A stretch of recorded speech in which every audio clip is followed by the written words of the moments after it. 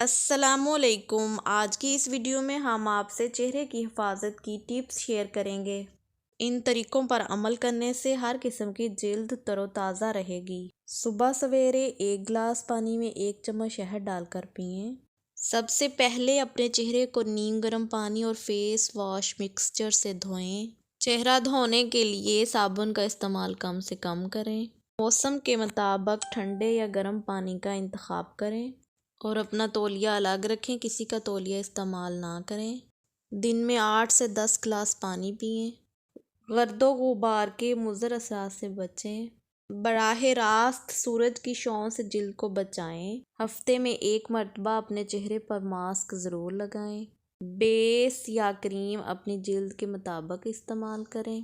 दिन में 3 से 4 मरतबा अपना मुंह ज़रूर धोएं। मेकअप उतारने के बाद हमेशा क्लींजिंग करें। बाकायदगी से वर्जिश करें।